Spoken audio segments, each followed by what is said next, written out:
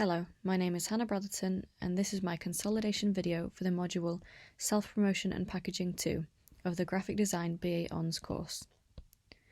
This video takes you step by step through the assignment tasks I've completed, discusses the reasoning behind my design choices and what areas I found difficult and why. The first task in my assignment was to complete a 1,000-word essay based around a self-promotion plan.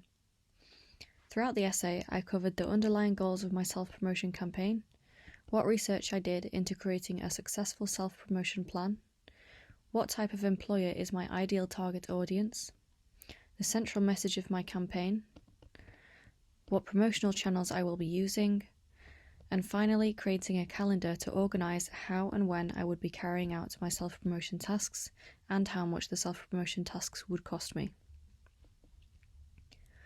The second task was to create 2 forms of business communication for my job search. These were to be a leaflet that also functions as a poster and a 2-minute video resume. I initially started the leaflet with my original brand colours of peach and purple, and I got as far as creating a mock-up in Photoshop. However, since that, I decided to change my brand colours to aqua and purple. I decided on this because they have a powerful contrast and I feel the 2 colours pair better together than the previous colours did. And I also prefer the colours on a personal level. So, I developed a leaflet, printed it and photographed it in situ. However, I still felt it didn't give enough of an impact, and I felt there were more creative ways to make a memorable leaflet and to use the available space. So, I then decided to explore more options. After some research, I decided to create a CV zine that opens up into an A4 cover letter poster. Here is the template that I measured out to create my 8-page zine.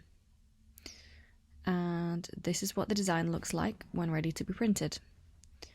As you can see, each of the pages must be specifically ordered and positioned to ensure the zine works well when folded. After printing, cutting and folding the final design, I then photographed it in situ.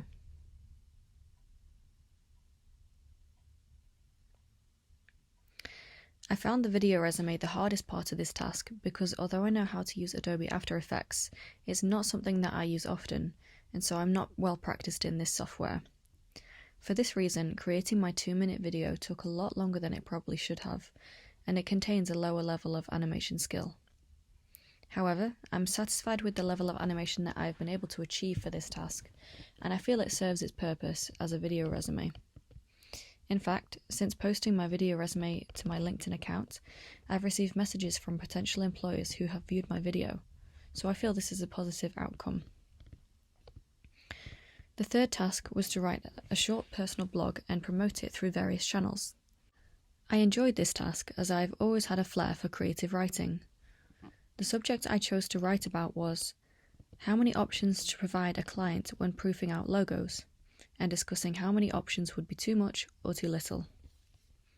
I then created a mock-up to show how the blog would look when promoted via my personal website. I made a cinemagraph to create an eye-catching social media post.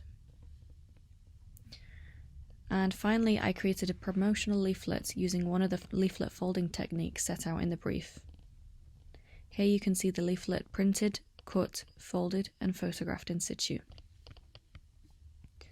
The fourth task was enjoyable because it allowed total creative freedom to create an original artwork to be printed onto a physical product.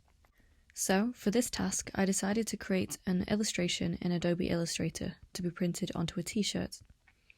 As you can see here, I designed my graphic around a funky psychedelic theme. I was then required to create a mock-up for the graphic on 3 different objects. This was a challenge for me as I have previously always used mock-up templates, but on this occasion, I had to photograph everything myself and then create the mock-ups in Photoshop. The 3 items I photographed to mock up the design were a white mug, a notepad, and a plain white t-shirt. Here you can see the original images I took and how they looked once mocked up in Photoshop. I also had my illustration professionally heat press printed onto a t-shirt at a local merchandise printing store called Store 101. The skin tone did turn out much darker than I expected, but overall the print quality is good and I'm happy with the product. Thank you for taking the time to watch this video.